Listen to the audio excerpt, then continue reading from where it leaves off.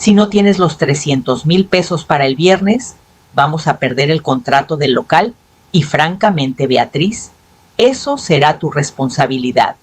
La nota estaba sobre la isla de granito de mi cocina, sujeta por una botella a medio terminar de una cerveza artesanal cara, que Gael, mi yerno, claramente había tomado de mi refrigerador sin preguntar.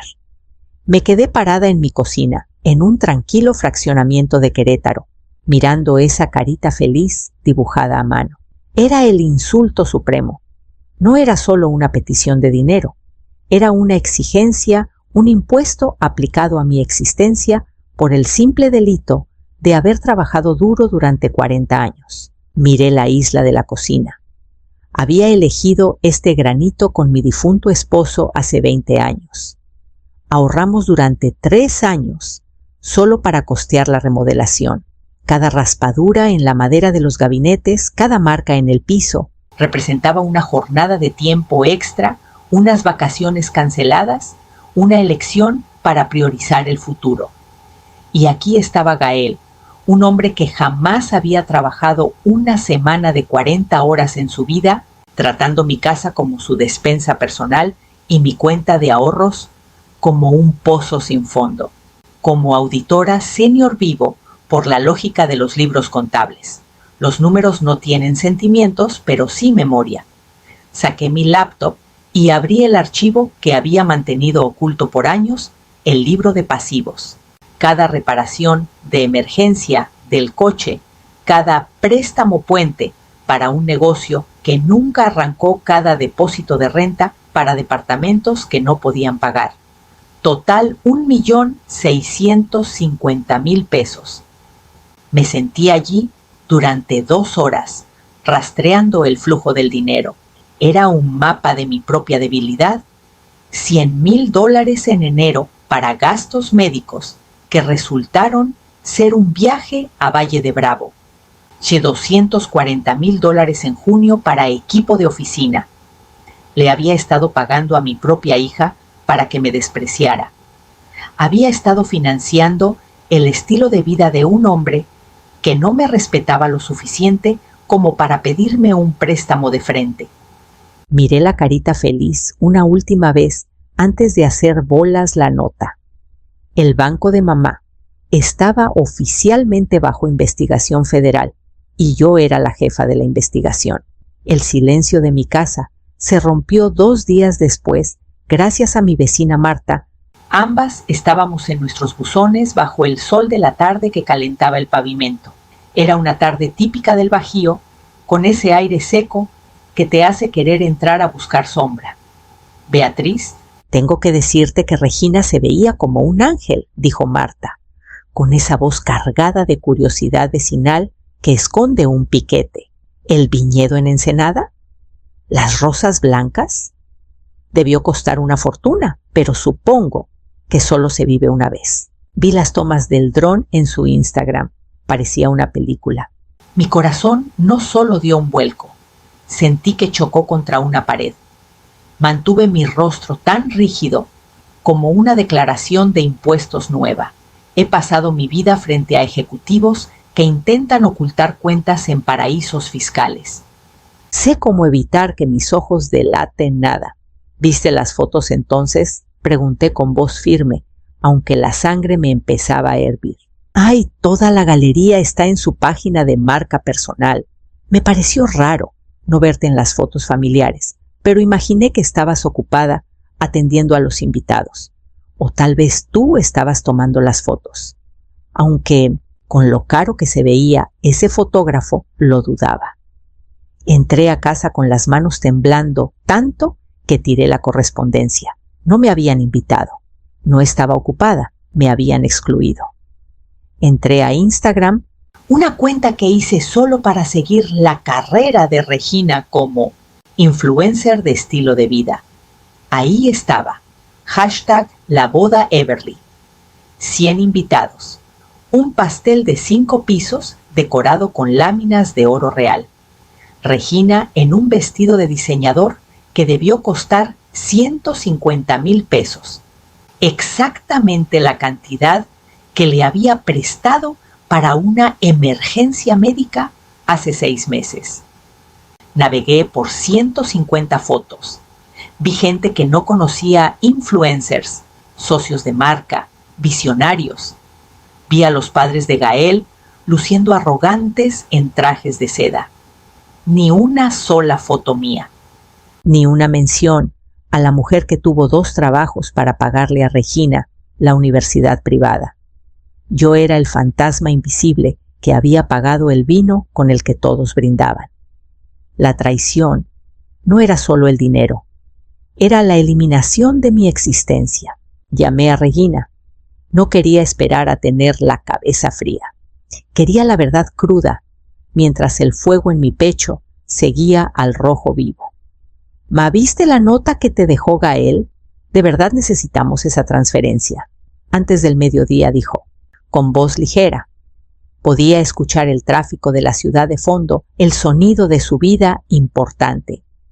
Vi las fotos Regina, el viñedo, los 100 invitados, el vestido, el oro en el pastel.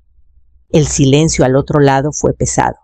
Duró exactamente 7 segundos, lo suficiente para que el sonido de mi propia respiración fuera ensordecedor. Mamá, mira. Queríamos una vibra muy específica. Ya sabes cómo eres. Siempre estás hablando de presupuestos, de ahorrar para las vacas flacas y del costo de la vida. Queríamos estar rodeados de gente que apoye nuestra visión. Gente que crea en la abundancia, no en la escasez. Gente que no convierta cada charla en un precio. Abundancia, solté una risa seca y hueca que se sintió como lija en mi garganta. ¿Te refieres a la abundancia de mi fondo de retiro? Pagué por tu emergencia médica mientras te entallaban ese vestido, Regina. Pagué por el equipo de oficina, que ahora me doy cuenta fue el depósito para el viñedo. Fue una inversión en nuestro futuro, mamá. La marca de Gael está por despegar. Necesitábamos una boda que reflejara nuestro estatus para atraer a los inversionistas correctos. Si hubieras estado allí, habrías estado contando el costo de los centros de mesa y poniendo a todos incómodos con tu energía de contadora. Te habrías puesto uno de esos vestidos sensatos de tienda departamental y habrías hablado de tasas de interés. Era nuestro día. ¿Por qué no puedes simplemente alegrarte por mí? Me alegro por ti, Regina, dije bajando la voz a un susurro que pesaba más que un grito. Porque por primera vez en 30 años, finalmente sé exactamente qué lugar ocupo en tu balance general. No soy tu madre, soy una línea de crédito. Y a partir de este momento, el crédito está congelado. Fui a mi oficina, en casa, encendí la lámpara de alta potencia y me quedé allí hasta que el sol empezó a asomarse por las persianas a las 5 de la mañana. Cada transferencia que le hice a Regina tenía un rastro de papel. Soy contadora. No respiro sin un recibo. Empecé a imprimirlos. Ma, ¿nos prestas $50,000? ¿Te pagamos en cuanto nos pague el cliente? Más solo un préstamo puente para el coche. Lo prometo. Cada mensaje era un clavo en el ataúd de nuestra relación. Según las leyes locales, la intención de pago es lo que diferencia una donación de un préstamo. Ellos mismos habían documentado su deuda conmigo en blanco y negro. Miré la solicitud de $300,000 en la barra de la cocina. Los necesitaban para mantener su departamento de lujo en la Condesa S, con ventanales de piso a techo y ladrillo, visto que costaba más que mi primera hipoteca. Yo firmé como aval, porque Regina lloró diciendo que otros dueños los habían discriminado. Ahora sabía la verdad, simplemente no tenían ingresos para sostener sus egos. Llamé al licenciado Mendoza. Mendoza había sido el mejor amigo de mi esposo y nuestro abogado familiar por décadas. Era el tipo de hombre que usaba traje de 3 piezas, incluso los sábados, y disfrutaba desmantelar a gente que se creía más lista que la ley. Beatriz. Son las 6 de la mañana. «¿Se murió alguien?», gruñó Mendoza. «Una versión de mí lo hizo», dije. «Necesito que presentes una demanda formal de pago por 1.100.000 pesos». «De préstamos personales documentados. Quiero el monto total más el interés máximo permitido». Y Mendoza: «Quiero que mandes al actuario al desayuno de negocios que Gael tendrá en el club de golf el miércoles. Quiero que sea muy público». El miércoles por la mañana estaba nublado con nubes grises colgando bajas sobre los campos impecables del club. Me senté en mi camioneta a una cuadra de distancia, tomando café amargo, viendo llegar a los visionarios en sus BMW y Teslas rentados. Gael estaba allí luciendo el papel de emprendedor exitoso con un traje de lino que reconocí de un préstamo para gastos de representación que le otorgué el verano pasado. Vi al actuario caminar hacia la terraza. Gael estaba a mitad de una carcajada, con una mimosa en la mano, probablemente diciéndole a algún pobre incauto cómo manifestar riqueza con criptomonedas. El hombre le tocó el hombro y le entregó el sobre amarillo brillante. El rostro de Gael pasó de bronceado y arrogante a un tono gris enfermizo en unos 3 segundos. Fue una obra maestra de la emoción humana: shock, luego rabia y finalmente vergüenza pura. Sus inversionistas se acercaron con los ojos saltando entre Gael y los documentos legales. Gael intentó reírse, agitando el sobre como si fuera una broma, pero el actuario se quedó lo suficiente para decir en voz alta: «Queda usted legalmente notificado, señor», con una voz que resonó por toda la terraza. 10 minutos después, mi teléfono se convirtió en un peligro térmico. Vibró tanto que casi se sale del asiento del copiloto. 20 llamadas perdidas. 40 mensajes. «¿Qué diablos estás haciendo? Estás arruinando mi vida». «Mamá, contesta». «Gael está llorando. Estás enferma. Te vamos a demandar por difamación». No contesté. Ni siquiera leí el resto. Manejé hasta una cafetería local, pedí unos chilaquiles bien picosos y me puse a leer una novela de suspenso. Por primera vez en años, no estaba esperando la siguiente llamada de emergencia. Yo era la emergencia que ellos tenían que resolver. Para el viernes, el plazo de los $300.000 que Gael me había fijado pasó en total silencio. No envié ni un centavo, ni siquiera acusé recibo del plazo. En lugar de eso, hice algo mucho más permanente, algo que les daría donde más les duele su techo. Llamé a la administración de su edificio de lujo. Como yo era el aval, era legalmente responsable de la renta si ellos no pagaban, pero también tenía el derecho de revisar el estatus del contrato. Informé al administrador que no renovaría mi garantía y que ejercería mi derecho de retirarme como aval, basándome en la cláusula de cambio material en las circunstancias financieras. «Pero señora Beatriz», dijo el administrador sonando alarmado sin su garantía, «el nivel de ingresos de ellos está muy por debajo de nuestros requisitos. Tendríamos que emitir una orden de desalojo o exigir el pago por adelantado de todo el año». «Entiendo», dije con la voz tan fría como una mañana de enero. «Haga lo que tenga que hacer». 1 hora después, Regina estaba en mi puerta. Ya no se veía ligera. Golpeaba la madera tan fuerte que los cristales vibraban. Abrí lentamente, sosteniendo una taza de té. «¿Nos vas a desalojar?», chilló con la cara hinchada de llorar. «¿A tu propia hija? ¿A dónde se supone que vayamos? No tenemos a nadie más, mamá. Tienes a 100 amigos del viñedo Regina», dije apoyándome en el marco de la puerta. «Seguramente alguno de esos visionarios tiene un cuarto de huéspedes. O tal vez puedas vender ese vestido de diseñador». Busqué en sitios de segunda mano. Podría sacar unos 60,000 pesos. Esos son 2 meses de renta en un departamento normal. No uno de estilo de vida, claro, pero un lugar con techo. «Te odio», gritó. Eres una resentida, una fría. Estás haciendo esto porque no te invitamos a la boda, ¿verdad? Eres así de pequeña.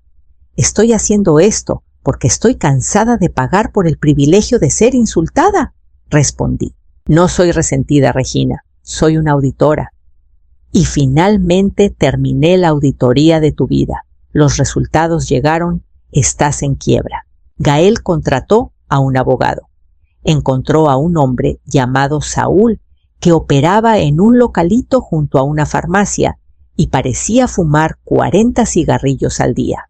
Intentaron alegar que el dinero que yo había dado eran regalos de amor y que el lenguaje de préstamo en los mensajes era solo broma familiar sin intención legal. Mendoza estaba casi ofendido por la debilidad del argumento.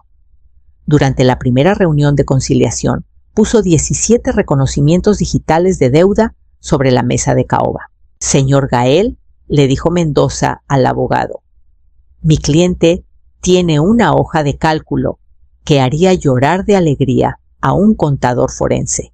Tiene fechas, horas, números de confirmación bancaria y lo más importante, los mensajes de su cliente diciendo, te pago el próximo mes, lo prometo.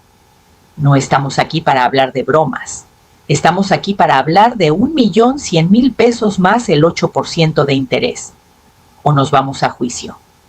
Mendoza se inclinó hacia adelante, entrecerrando los ojos. Y no puedo esperar a mostrarle a un juez fotos de una boda de 1.000.000 de pesos en Ensenada, mientras mi cliente recibía mensajes de que su hija necesitaba dinero para una cirugía de emergencia. ¿Cómo cree que se verá eso ante la ley? La sala se quedó en silencio. El abogado de Gael miró las fotos de la boda, las tomas del dron, las láminas de oro, las torres de champaña. Miró a Gael, luego a Regina. Sabía que tenía una mano perdedora. La marca se estaba desmoronando. Los inversionistas de Gael habían desaparecido en cuanto la noticia de la demanda llegó a los círculos locales.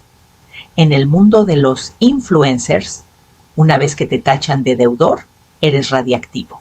La reunión final del acuerdo tuvo lugar en una sala estéril de paredes de cristal en el centro de la ciudad. Regina parecía una sombra de lo que fue. La ropa de diseñador se había ido reemplazada por una sudadera básica y jeans. Gael se veía derrotado. Su mentalidad de abundancia finalmente se había estrellado contra la pared de la realidad. No tenemos 1.000.000 de pesos, escupió Gael con la voz temblando de miedo y rabia. No tenemos nada. El departamento se fue. El coche lo van a recoger. Nos has destruido. ¿Estás feliz ahora? ¿La felicidad no tiene nada que ver con un balance general? Gael, dije, deslizando un documento grueso por la mesa. Este es un acuerdo estructurado. Me pagarán 10,000 pesos al mes. Durante los próximos 9 años. Estoy renunciando a los daños punitivos y a la mayor parte de los intereses. Sin embargo, pondré un embargo preventivo sobre cualquier propiedad que compren en el futuro y un acuerdo de retención sobre sus futuros salarios. Eso es nuestra vida, lloró Regina. Nos estás quitando el futuro. No te estoy dando una lección sobre el futuro, dije. Tienen 2 opciones. Firman esto y evitamos una sentencia que los seguirá hasta la tumba. O no firman. Vamos a la corte y me aseguro de que cada centavo sea retenido de sus nóminas antes de que siquiera lo vean. Su elección. Pero decidan rápido, porque la tarifa por hora de mi abogado se está deduciendo de su abundancia. Firmaron. El rasgueo de la pluma fue el único sonido en la sala. Mientras se levantaban para irse, Regina me miró con una expresión hueca. Espero que disfrutes tu dinero, mamá, porque es lo único que te queda. Hoy perdiste a una hija. Regina, dije levantándome y alisando mi falda. Perdí a un parásito. Sigo esperando a ver si mi hija aparece una vez que aprenda a pagar sus propias cuentas. No me quedé en la casa. Las 4 recámaras se sentían como un mausoleo dedicado a una familia construida sobre mentiras y mis propios sacrificios silenciosos. La puse en el mercado y la vendí en 3 semanas a una pareja joven que se veía exactamente como mi esposo y yo hace 30 años, esperanzados trabajadores y realistas. Me mudé a un departamento moderno y pequeño en una zona costera. Tenía vista al mar, un pequeño balcón para mis plantas y una cocina apenas del tamaño para una persona. Me compré un coche nuevo, uno sensato, pero con el sistema de sonido premium y los asientos de piel que siempre me había negado, porque los chicos podrían necesitar ese dinero. Empecé a viajar.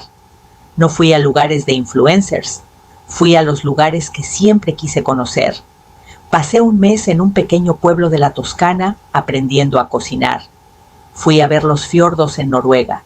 Lo pagué todo con el dinero que ya no le estaba regalando a los negocios de Gael. Me enteré por ahí que Regina y Gael se mudaron a un departamentito de una recámara en una zona no muy linda del Estado de México. Regina consiguió trabajo como redactora junior para una aburrida firma de seguros. Gael trabaja como jefe de piso en una tienda de autoservicio. Están batallando, sí, pero por primera vez en sus vidas viven dentro de sus posibilidades. Están aprendiendo lo que realmente vale un peso. Ha pasado un año desde el acuerdo. Esta mañana revisé mi cuenta bancaria en línea mientras tomaba mi café. Llegó una transferencia de $10,000. Ha llegado cada mes como reloj el día primero. Es la primera vez en la vida adulta de Regina que ella contribuye a mi bienestar en lugar de drenarlo. Esos 10,000 pesos representan más que un simple pago de deuda. Representan un cambio en el universo. Representan que ella se levanta a las 6 de la mañana, viaja en el transporte público y se da cuenta de que la vida de su madre se construyó sobre ese mismo esfuerzo. Estoy sentada en mi balcón, ahora viendo subir la marea. La gente me pregunta si me arrepiento de cómo salieron las cosas. A veces en las horas tranquilas de la noche, pienso en las fotos de la boda. Pienso en la niña que solía seguirme por el jardín, preguntándome por qué el cielo era azul. Siento una punzada de dolor por la relación que pudimos tener si yo hubiera sido fuerte antes. Pero luego recuerdo la carita feliz. Recuerdo la arrogancia de alguien que pensaba que mi vida era solo una extensión de la suya. Me doy cuenta ahora de que el amor no es un cheque en blanco. Si sigues subsidiando la caída de alguien, no los estás amando, estás financiando su destrucción. No hice esto por crueldad, lo hice por honestidad. La justicia no se trata de castigo, se trata de restaurar el equilibrio. El libro contable de mi vida está finalmente en equilibrio. Perdí a una hija que me veía como un recurso, pero dejé la puerta abierta para una mujer que tal vez algún día me vea como una persona. Hasta entonces, mi balance general está limpio. Tengo mi salud, tengo mi libertad y, lo más importante, tengo mi respeto propio. En la auditoría final de una vida, ese es el único activo que realmente importa. Le di un trago a mi vino del caro, del que me gané, y sonreí. Esta vez la sonrisa era real y no necesitaba una nota para demostrarlo.